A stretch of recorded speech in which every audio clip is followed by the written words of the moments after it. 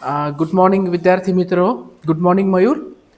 काल आपण भारताचे जे काही ऋतू आहेत, भारतीय हवामान अभ्यासण्यासाठी आपण सुरुवात केली होती. त्याच्यामध्ये आपण पाहिलं जो 12 महिने आहेत हे आपल्याला सगळ्यांना माहिती आहे की 12 महिने असतात आणि 12 महिन्यामध्ये आपल्याला 3 ऋतू. मग आपण 4 4 महिने जरी धरलं तर 4 त्रिक 12 सर्वसाधारणपणे असं नाही का 4च महिने हा ऋतू चालतो आणि मग 4 महिन्यांनी दुसरा येतो, की त्याच्यामध्ये ट्रान्झिशन असू शकतात. हे बघ, आपला हवामानाचा अभ्यास पुढे सुरू करण्यापूर्वी मी तुला सांगू इच्छितो की काल किती तारीख होती? 15 तारीख होती. 15/9 म्हणजे 15 सप्टेंबर. सप्टेंबर महिना चालू आहे आणि आपण जर पावसाळा किंवा मान्सून ऋतू जर पाहिला तर जूनपासून सुरुवात होती. काल मी दाखवलं होतं जून, जुलै, ऑगस्ट आणि सप्टेंबर.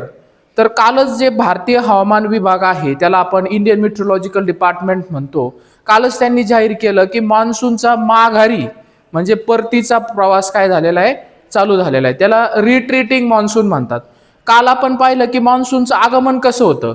भारतीय उपखंडामध्ये मान्सूनचं आगमन सगळ्यात सुरुवातीला दक्षिणेकडून जे अंदमान निकोबार बेटावर होतं ते मे मध्येच होतं आणि त्यानंतर हा मान्सून जो एक केरळला जवळजवळ 1 जूनच्या दरम्यान काय होतो? येऊन धडकतो आणि त्यानंतर पुढं पुढं पुढं नंतर महाराष्ट्र, नंतर उत्तरेकडे तो काय करतो? सरकत जात असतो. तर कालच IMDने जाहीर केलं की मान्सूनचा परतीचा प्रवास काय आहे? सुरू झालेला आहे. तर सप्टेंबरमध्ये मान्सूनचा प्रवास सुरू झाला, परतीचा प्रवास. आता लवकरच तो 15-20 दिवसामध्ये किंबहुना कधी कधी 1 महिन्यामध्ये काय होईल? तो पूर्ण भारतातून काय होईल? माघार घेईल. तर अशा पद्धतीने मान्सूनचं आगमन त्याला ऑनसेट ऑफ मान्सून म्हणतात आणि त्याचं परत निर्गमन म्हणजे त्याला विड्रॉल किंवा रिट्रीटिंग मान्सून म्हणतात, म्हणजे माघारी परततो. तर तो कालपासून माघारी परतायला सुरुवात झाली आणि पावसाचंही आगमन झालं. ते शेतकऱ्यांसाठी आपण आनंदाची गोष्टही म्हणूया. पण काय होतंय, काही आता मान्सूनचं जे स्वरूप आहे, पॅटर्न आहे, पूर्ण बदललेलं आहे. मान्सून काय होतोय, एकतर बरेच दिवस मान्सूनचा खंड म्हणजे त्याला ब्रेक इन मान्सून म्हणतात. तर मान्सूनचा ब्रेक पडतोय, खूप मोठा कालावधी जातोय, त्यानंतर एकदा पडायला लागला की खूप पडतोय एखाद्या ठिकाणी. जसं की आपण उत्तरेकडे पाहू शकतो. उत्तरेकडे अशा घटना झाल्या, क्लाउड बस झालं बऱ्याच ठिकाणी आणि त्या क्लाउड बसमुळं पंजाब, हरियाणा, जास्त करून पंजाबमध्ये, त्यानंतर पाकिस्तानच्या पंजाब प्रांतामध्ये कसा हाहाकार या मान्सूननी केला. मान्सून शाप पण आहे आणि वरदान पण आहे, दोन्ही गोष्टींनी. भारतामध्ये मान्सूनला काय म्हटलं जातं? मान्सून हा काय? जुवा म्हटलं जातं. शेतकऱ्यांचा जुवा म्हणून त्याला ओळखलं जातं. तर ठीक आहे, आपण जो काही राहिलेला पार्ट आहे त्याचा सुरुवात करूया. काल आपण पाहिलं होतं की मान्सूनची आगमन कधीपासून होती? ती मे संपला की जून पासून काय होतं? कारण की मे पर्यंत काय होतं? भारतीय उपखंड जो आहे किंवा इंडियन सबकॉन्टिनेंट आहे तो खूप तापतो आणि खूप तापला की काय होतं? मी सांगितलं उलटं होतं. जेवढा जास्त ताप असतो तेवढा दाब काय होतो? कमी होतो. जेवढा दाब कमी होतो त्या ठिकाणी लो प्रेशर एरिया क्रिएट होतो. काल आपण पाहिलं ना, काल मी तुला सांगितलं होतं, जर 2 प्रदेश असतील, एका ठिकाणी जर तापमान जास्त असेल आणि जमीन आणि पाण्याचे उष्णता ग्रहण करण्याच्या गुणधर्मामध्ये पण काय फरक आहे. तर मी सांगितलं होतं ज्या ठिकाणी जास्त तापमान असेल ना, समजा ए ठिकाण मी दाखवलं होतं आणि बी ठिकाण मी दाखवलं होतं आणि ज्या वेळेस ए ठिकाणावरती जर हाय टेम्परेचर असेल, मी शॉर्टमध्ये लिहितो HT म्हणजे हाय टेम्परेचर आणि LT म्हणजे काय? Low temperature. आता हाय टेम्परेचर ज्या ठिकाणी असेल ना, तर त्या ठिकाणी उलटं होतं, म्हणजे दाब जो असतो त्याला ॲटमॉस्फेरिक प्रेशर म्हणतात. तो काय असणार आहे? नेहमी त्याच्या उलटा म्हणजे काय असणार आहे? लो प्रेशर क्रिएट होतो आणि म्हणजे हवा त्या ठिकाणी काय होत असते? प्रसरण पावत असते, वर जात असते, कन्व्हेक्शन असतं त्या ठिकाणी. आणि ज्या ठिकाणी जर लो टेम्परेचर असेल तर त्या ठिकाणी हाय प्रेशर असतो. हवा काय होत असते त्या ठिकाणी? एकतर असतं कन्व्हर्जन आणि एक असतं डायव्हर्जन. हवा त्या ठिकाणाहून काय होत असते? बाहेर पडत असते. तर अशा प्रकारे मी याला काय करतो, हे जे प्रेशर आहे याला काय म्हणूया आपण? हे काय? दोन्ही एअर प्रेशर आहे आणि हे काय? टेम्परेचर आहे. तर आता नेहमी युनिव्हर्सल लॉ काय? हाय प्रेशरकडून लो प्रेशरकडे वारे वाहतात. तर आपण हे काल पाहिलं होतं, तरी मी तुला थोडक्यात रिव्हिजन करून दिलं. भारतीय उपखंड खूप तापलेला आहे. इकडे तू पाहू शकतो या ठिकाणी नकाशे आहेत. खूप तापला म्हणजेच काय झालं? High temperature. आणि प्रेशर कसा क्रिएट झाला? Low pressure. तर त्या लो प्रेशरमुळे काय होतं? हाय प्रेशरकडून लो प्रेशरकडे नेहमी हवा वाहते, त्याला आपण वारे म्हणतो. आणि हे वारे काय होतात? समुद्रावरून येतात, महासागरांवरून येतात आणि स्वतःबरोबर काय घेऊन येतात, खूप मोठ्या प्रमाणात बाष्प घेऊन येतात. तर अशा प्रकारे आपण काल पाहिलं होतं. हां, थोडंसं टेक्निकल इश्यू आहे. ओके, ठीक आहे, काय हरकत नाही. तर असं आपण पाहिलं आणि त्याच्यामुळे काय होतं, भारतात निर्माण झालेल्या कमी दाबाच्या क्षेत्रामुळे, हे जे मी थोडक्यात खाली तुला समजून सांगितलं, तर काय होतं, पश्चिमेकडून ओलसर वारे भारतामध्ये यायला लागतात. यालाच काय म्हणतो आपण, दक्षिण पश्चिम मान्सून असं म्हणतो. दक्षिण आणि पश्चिम म्हणजेच ती कुठली दिशा झाली, नैऋत्य दिशा झाली. तर अशा प्रकारे काय होतं, मान्सूनचं आगमन होतं. आणि मान्सूनच्या भारतामध्ये ना दोन शाखा पडतात. हे जे वारे येतात ना, दोन बाजूने भारतामध्ये प्रवेश करतात. तर पहिली म्हणजे अरबी समुद्र शाखा. आपल्याला माहिती आहे भारताच्या पश्चिमेला कुठला समुद्र आहे, अरबी समुद्र आहे. आणि भारताच्या पूर्वेला कुठला समुद्र आहे, तर बंगालचा उपसागर आहे. तर जे वारे अरबी समुद्राच्या शाखेतून येतात आणि पश्चिम घाटावर, पाश्चिमात्य लिहिलंय पण पश्चिम घाटावर प्रचंड पाऊस पडतो. आपण पाहिलं की पाऊस कसा पडतो, अवरोधी पर्जन्य त्याला म्हणतात, किंवा त्याला इंग्लिशमधनं ओरोग्राफिक रेनफॉल म्हणतात. काय होतात की ते वारे येतात. आता इथं समजा पश्चिम घाट आहे असं समज, वारे येतात इथं, तर पश्चिम घाट भिंतीसारखा उभा आहे आणि मग त्या पश्चिम घाटाला ते टक्कर देतात, धडकतात. आणि पश्चिम घाटावर पश्चिम घाट काय करतो, त्यांना वर जाण्यासाठी प्रवृत्त करतो. वर गेले, तापांबरामध्ये जसं वर जावं तापमान कमी होतं. तापमान कमी झालं का काय होतं, कंडेन्सेशन होतं. कंडेन्सेशन म्हणजे दुसरं तिसरं काहीच नसून बाष्पाचं, म्हणजे पाणी जे वाफेच्या स्वरूपात आहे, म्हणजे जे वातावरणामध्ये ओलावा आहे त्याचं काय व्हायला लागतं, द्रव रूपामध्ये रूपांतर होतं.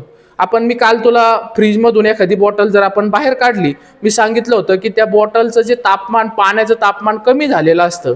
आणि ते तापमान कमी झाले असल्यामुळं काय होतं, वातावरणामध्ये जे काही बाष्प आहे किंवा जो काही मॉइश्चर आहे ते त्याला जाऊन चिकटतं. म्हणजेच काय होतंय, वातावरणातील बाष्पाचं रूपांतर म्हणजे वाफेचं रूपांतर कशामध्ये होतं, द्रवामध्ये होतं. आणि अशा प्रकारे वातावरणात पण ती कंडेन्सेशन, सांद्रीभवनाची प्रक्रिया होते आणि पाऊस पडतो.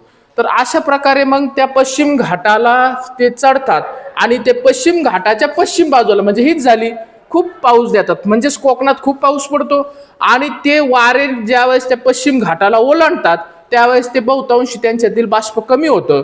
त्यामुळे जर एखादा पर्वत असेल तर त्याच्या एक असतं लीवर्ड साईड आणि एक असतं विंडवर्ड साईड. तर विंडवर्ड साईडला खूप पाऊस पडतो आणि लीवर्ड म्हणजे त्या उंचवट्याच्या, त्या डोंगराच्या, त्या पर्वताच्या पलीकडे पाऊस काय होतो, कमी पडतो, कारण की बाष्प कमी राहतं म्हणून पाऊस कमी पडतो.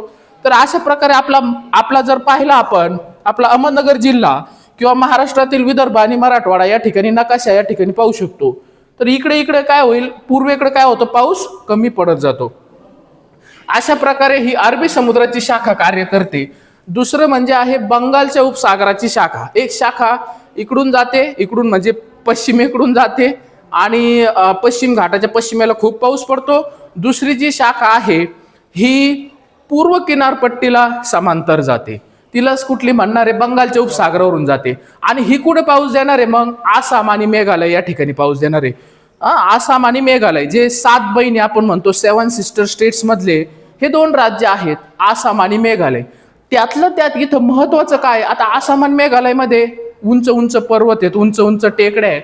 आसाममध्ये तर आहेच, मेघालयामध्ये पण गारो, खासी आणि जयंती या नावाच्या खूप मोठ्या मोठ्या उंच उंच टेकड्या आहेत. त्याच्यामध्ये पण जी खासी टेकडी आहे, या खासी टेकडीवरती काय होतं, खूप पाऊस पडतो. त्या ठिकाणी मोसिनराम आणि चेरापुंजी हे ठिकाणं आहेत. त्या ठिकाणी जवळजवळ 1000 सेंटीमीटर पर्यंत पाऊस पडतो. 1100 सेंटीमीटर पर्यंत पाऊस पडतो खासी टेकडीवरती. गारो, खासी, जयंती अशा 3 टेकड्या आहेत मेघालय या राज्यामध्ये. तर या ठिकाणी सगळ्यात जास्त पाऊस पडतो. त्यानंतर त्याला धडकल्यानंतर तिथं तर खूप पाऊस देतात, परत काय करतात, ते पश्चिमेकडे वळतात आणि गंगेच्या खोऱ्यामध्ये पाऊस पडतो. आता गंगेचं खोरं म्हणजे काय, एकच ठिकाण आहे का, ते खूप राज्य आहे ना. गंगेचं जे मैदान आहे म्हणजे बिहार असेल, उत्तर प्रदेश असेल प्रामुख्याने, आणि ही जी बंगालची उपशाखा आहे आणि जी अरबी समुद्राची जी शाखा आहे, हे गंगा नदीच्या खोऱ्यामध्ये काय होतात, एकत्र येतात आणि त्यानंतर परत उत्तरेकडे सरकतात. उत्तरेकडे परत हिमालय पर्वत आहे, मग हिमालय पर्वताला परत ते वारे आडतात आणि ते मोठ्या प्रमाणावरती उत्तरेकडे, भारताच्या उत्तरेकडे काय करतात, मोठ्या प्रमाणे पाऊस देतात किंवा पाऊस पडतो. तर अशा प्रकारे आपण पाहिलं मान्सूनचं आगमन जर पाहिलं, जे आपण अभ्यासलं, मी तुला सांगितलं 1 जूनला साधारणतः केरळवरती होतं. आणि त्याच्याही आधी मी सांगितलं की मे मध्ये ते कुठं होणार आहे, कुठं होणार आहे, अंदमान आणि निकोबार या बेटांवरती होतं. हेच लिहायचंय तुला पेपरमध्ये, वेगळं काही नाही लिहायचं. त्यामध्ये आता हे तर ठीक आहे अभ्यासायला आहे, पण विचार कर त्यानंतर. हे एकदा वाचून झालं की नंतर काय करायचं, त्याचा सखोल विचार करायचा. म्हणजे ते लक्षात येतं. मनन चिंतन करायचं, फक्त वाचून लिहून नोट्स लिहिणं ते तर ठीक आहे, दॅट्स ओके, ते जरुरीच आहे. पण पुढची स्टेप काय, मनन चिंतन करून परत आठवायचा प्रयत्न करायचा. नकाशासमोर तू येऊन बसू शकतो, तू पाहू शकतो अरे कशा प्रकारे वाचन करायचं, नकाशामध्ये पाहायचं. म्हणजे काय होईल, ती गोष्ट कन्सॉलिडेट होईल, चांगली होईल, पक्की होईल. तर अशा प्रकारे मान्सूनचं आगमन 1 जूनला होतं, आपण पाहू शकतो. आणि हळूहळू म्हणजे 6 ते 8 आठवड्यामध्ये संपूर्ण भारत, मी सांगितलं 15 जुलैला हे मान्सूनचे वारे काय करतात, संपूर्ण भारत काय करतात, व्यापून टाकतात. पावसाचं वितरण जास्त कुठं आहे बघा, ते दिलेलं आहे. आणि कमी पाऊस कुठं पडतो, जास्त कुठं पडतोय, साहजिकच आहे आसाममध्ये जास्त पडणार, मेघालयामध्ये हे बघा इथे या ठिकाणी दिलेलं आहे, मोसिनराम, चेरापुंजी खूप पाऊस पडतो. आणि पश्चिमात्य घाट इथं दिलंय, पश्चिम घाट लिहून घे, त्याला दुरुस्ती करून घे. पश्चिम घाटामध्ये खूप पाऊस पडतो. त्या पश्चिम घाटामध्ये आपल्या महाराष्ट्रामध्ये कोकणात खूप पाऊस पडतो. अंदमान आणि निकोबार बेटांमध्ये पण खूप पाऊस पडतो. आता ते कसं ओळखायचं बरं, त्यामध्ये तुला माहिती असेल की आता ग्रॅज्युएशन लेवलला नाहीये, पण कोपेन एक शास्त्रज्ञ होऊन गेले, हवामान शास्त्रज्ञ. तर त्यांनी ना पूर्ण भारताच्याच नाही, पूर्ण जगाच्या वातावरणाचे, हवामानाचे विभाग दिलेले आहेत. तर त्यांच्या आधी एक विद्वान होऊन गेले, त्यांचं नाव केंडोल होतं. त्यांनी सांगितलं की तुम्हाला एखाद्या भागामध्ये कसा पाऊस पडतो कसं ओळखायचं, तर त्या ठिकाणचे काय पहा, झाडं पहा, त्या ठिकाणचे काय पहा, वनस्पती पहा. तर हे जे ठिकाणं दिलेले आहेत, आसाम असेल, मेघालय असेल किंवा पश्चिम घाट असेल, अंदमान निकोबार बेट असतील, या ठिकाणी जर आपण वनस्पती पाहिल्या तर सदाहरित वनस्पती आपल्याला त्या ठिकाणी पाहायला मिळतात. त्याला काय म्हणतात, एव्हरग्रीन फॉरेस्ट असं म्हणतात. पहा, तर कमी पाऊस कुठे पडतो आपल्याला माहिती, राजस्थानमध्ये, गुजरातचा काही भाग म्हणजे उत्तरेकडचा गुजरातचा जो कच्छचा भाग आहे, कच्छचं रण म्हणतात, त्या ठिकाणी कमी पाऊस पडतो. त्यातल्या त्यात राजस्थानमध्ये पण, राजस्थानचा जो एकदम पश्चिम एक्स्ट्रीम जो वेस्टर्न एरिया आहे तिथं खूप कमी पाऊस पडतो. त्याला जो आपले कोपेन जे आहेत, आपले नाही आहेत ते, पण कोपेन नावाचे जे शास्त्रज्ञ आहेत, हवामान शास्त्रज्ञ, त्यांनी त्याला काय म्हटलं, BW, ठीक आहे माहिती म्हणून सांगतो, आणि HW असं त्यांनी त्याला क्लासिफाय केलेलं आहे. म्हणजेच काय, एक्स्ट्रीम डेझर्ट म्हटलेलं आहे त्याला. तिथं खूप कमी पाऊस पडतो. म्हणजे वार्षिक सरासरी पाहिली तर 25 सेंटीमीटर पेक्षाही कमी पाऊस पडतो. असा जो भाग आहे ना, तो म्हणजे राजस्थानचा एकदम पश्चिमेकडील भाग, या ठिकाणी नकाशामध्ये तू पाहू शकतो. हा भाग येईल तो, म्हणजे एकदम पाकिस्तानच्या बाउंड्रीला लागून जो भाग आहे त्या ठिकाणी खूप कमी प्रमाणामध्ये पाऊस पडतो. आणि गुजरातचा तर मी सांगितलंच, लेह आणि लडाखमध्ये पण खूप कमी प्रमाणात पाऊस पडतो. लेह कुठं आहे तुला माहिती आहे, आता एक भारताचं केंद्रशासित प्रदेश म्हणून लडाख आहे, आणि लडाखची राजधानी लेह आहे. त्या ठिकाणी त्याला कोल्ड डेझर्ट म्हणूनही ओळखलं जातं, आणि त्या ठिकाणी देखील कमी पाऊस पडतो. तर अशा प्रकारे त्यानंतर हे खूप महत्वाचं वैशिष्ट्य आहे. इथं ओसरी म्हटलंय, इथं काय करून घे, फक्त खंड करून घे, काय घे, मान्सूनचा खंड. बघ खूप मोठा गॅप झाला, खूप दिवसापासून पाऊस नाही पडला, तुझ्या समोरच उदाहरण आहे. यालाच काय म्हटलं तर ब्रेक इन मान्सून, हे मान्सूनचं एक वैशिष्ट्य आहे, मान्सूनचं वैशिष्ट्य आहे. हे बघितलं त्या ठिकाणी दिलंय ना, पावसाळ्यात काही आठवडे पाऊस थांबतो, या कालावधीला मान्सूनची ओसरी किंवा काय म्हणतात, ब्रेक इन मान्सून असं म्हणतात.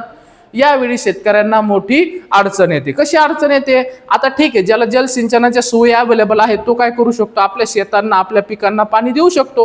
पण जिथं नाही तिथं काय, त्यामुळं मराठवाडा विदर्भातील शेतकऱ्यांवर दुबार पेरणीचं संकट येतं, तिबार पेरणीचं संकट येतं, आणि मुळातच ते कर्जबाजारी होतात. तुला माहितीच असेल की आपला महाराष्ट्र जो आहे, दुर्दैव आहे ते आपलं, पण आता सांगू इच्छितो की आपला महाराष्ट्र जो आहे तो शेतकऱ्यांच्या आत्महत्येबाबत नंबर 1 आहे. म्हणजे आता ते निश्चितच चांगलं नाहीये, पण त्यावर उपाययोजना होण्याची काय आहे, गरज आहे. ठीक आहे, आणि हे तर आहे, हे पण कॉमन फीचर्स आहेत. चक्रीवादळ येतात ह्या काळामध्ये. आपण नाही म्हणत कमी दाबाचा पट्टा आला, कमी दाबाचा पट्टा म्हणजेच ते काय आहे रे मयूर, लो प्रेशर एरिया आहे. लो प्रेशर एरिया तो जिकडं सर्कल ना, तिकडं काय होईल, वारे काय होईल, आकर्षून घेईल. आणि ते वारे जर समुद्रावरून येत असतील तर काय होणार आहे, मग निश्चितच पाऊस देणार आहे. तो जेवढा जास्त इंटेन्स होईल, त्याला काय म्हणतात, आपल्या हिंदी महासागरामध्ये, इंडियन ओशनमध्ये त्याला सायक्लोन मानतात.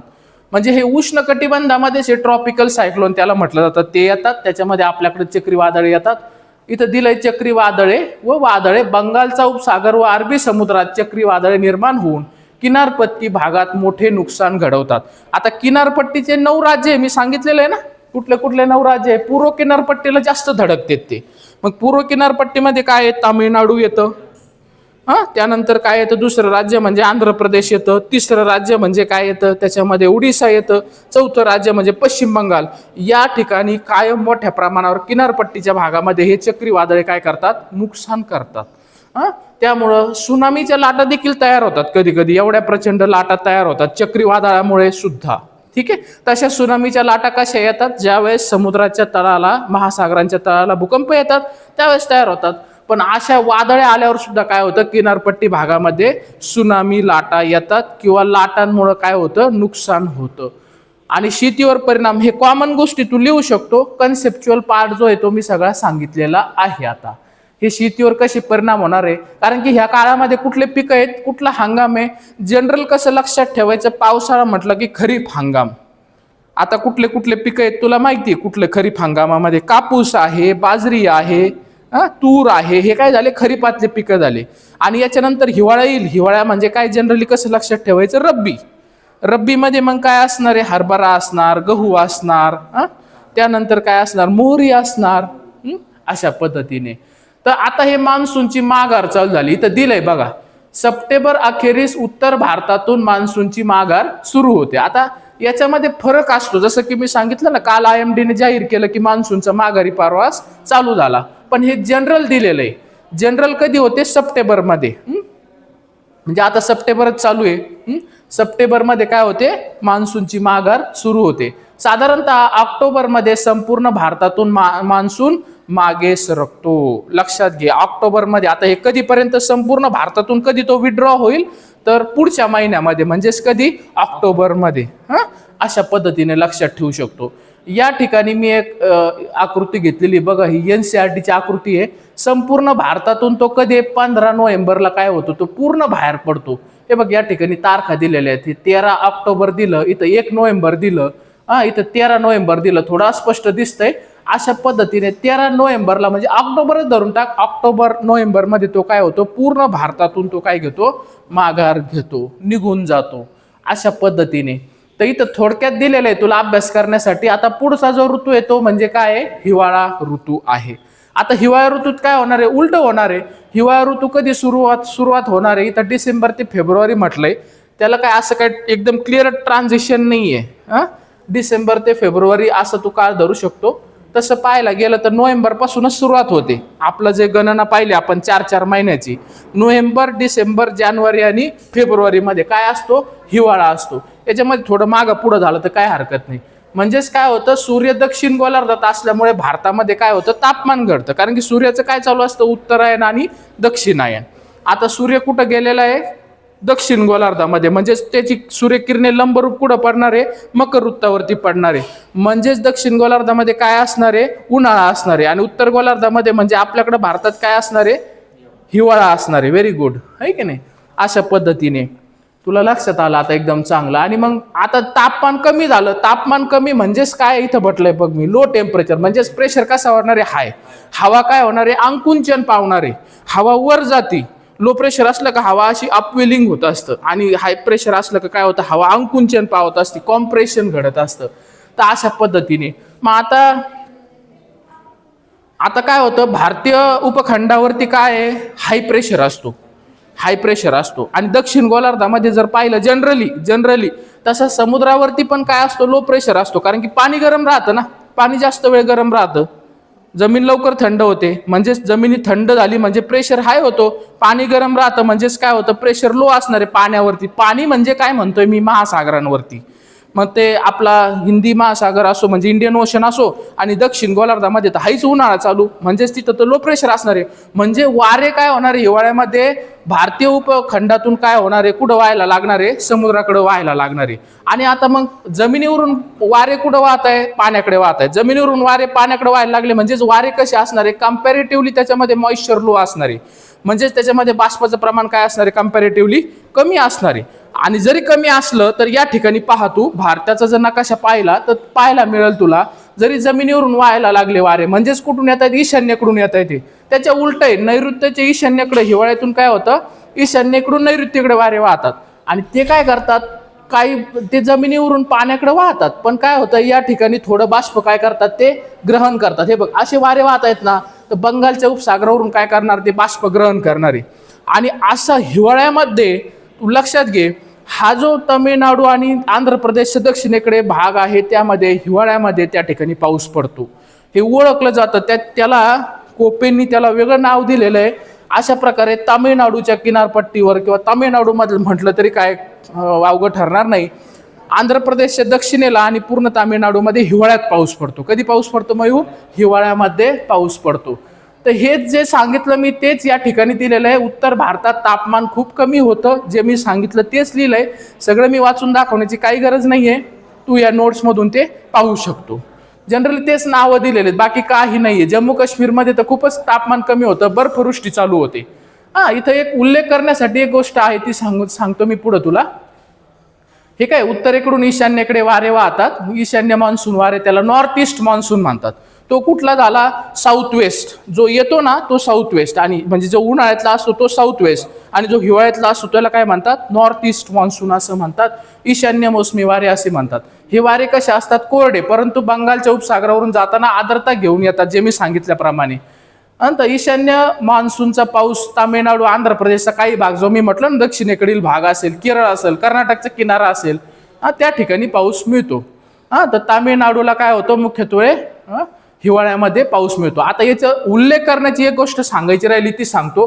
त्याला म्हणतात पश्चिमी झंझावत. काय म्हणतात, पश्चिमी झंझावत. त्याला इंग्लिशमध्ये म्हणतात वेस्टर्न डिस्टर्बन्सेस. वेस्टर्न म्हणजेच ते कुठून येऊ राहिलेत, वेस्टर्न कडून येऊ राहिलेत, पश्चिमेकडून येऊ राहिलेत. पश्चिमेकडून पण कुठून येतात माहितीये, तर ते येतात मेडिटेरियन सी वरून. कुठून येतात, मेडिटेरियन सी. मेडिटेरियन सी म्हणजे भूमध्य महासागरावरून येतात. त्याला काय म्हणतो, वेस्टर्न डिस्टर्बन्सेस. म्हणजे ते एक प्रकारचे काय असतात बघा, वारेच असतात. हे बघ या ठिकाणी दिलंय, भूमध्य समुद्रातून येणाऱ्या पश्चिमी झंझावातांमुळे, म्हणजे पश्चिमेकडून येणारी थंड ओलसर वाऱ्यांची प्रणाली, त्यालाच काय म्हटलंय, वेस्टर्न डिस्टर्बन्सेस. ते कुठं पाऊस देणार आहे, म्हणजे त्या हिवाळ्यामध्ये कुठं पाऊस पडतो, दिल्लीत पण पाऊस पडतो. तू पाहिला असेल बघा, बातम्यात येतं बघ, पंजाब, हरियाणा, राजस्थान, हिमालयाचा काही भाग येथे पाऊस व हिमवृष्टी देखील होते. तर हे कशामुळे होतं, वेस्टर्न डिस्टर्बन्सेस. तुझ्या लेवलला एवढंच लक्षात ठेव, वेस्टर्न डिस्टर्बन्सेस कुठून येतात, भूमध्य महासागराकडून येतात. कुठं येतात, पूर्वेकडे येतात. आणि ते पश्चिमेकडून येतात, म्हणून त्यांना काय म्हणतात, वेस्टर्न डिस्टर्बन्सेस, किंवा म्हणजे पश्चिमी झंझावत असं म्हटलं जातं. अशा पद्धतीने तू या ठिकाणी पाहू शकतो.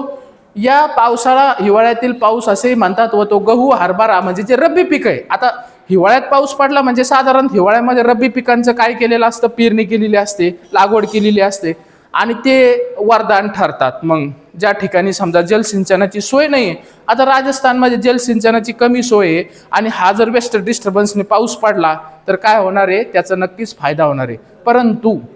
परंतु काही ठिकाणी असा पाऊस काय करतो, नुकसान देखील करतो. तर अशा दोन्ही पद्धतीने तू त्या गोष्टी मांडू शकतो.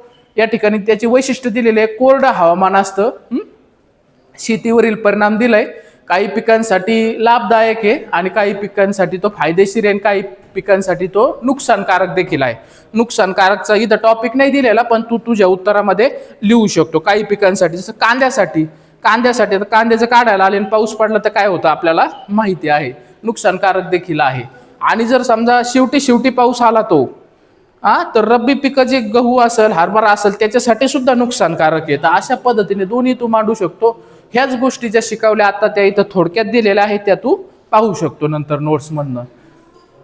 तर ठीक आहे, तर अशा प्रकारे आपण मान्सून चा अभ्यास केला, म्हणजे भारताच्या सगळ्यात ऋतूंचा अभ्यास केला आपण. सगळ्यात पहिला आपण उन्हाळ्याचा अभ्यास केला, उन्हाळ्यात काय स्थिती असते, पावसाळ्यात काय स्थिती असते, आपण मान्सूनचा दोन्ही अभ्यास केला, येणारा मान्सून जाणारा मान्सून, आगमन निर्गमन म्हणतात त्याला, आगमन निर्गमन, ऑनसेट आणि विड्रॉल पण त्याला म्हटलं जातं. अशा पद्धतीने आपण तिन्ही ऋतूंचा अभ्यास केला. शेवटी आपण हिवाळा ऋतूचा अभ्यास केला. तर ठीक आहे, थँक्यू.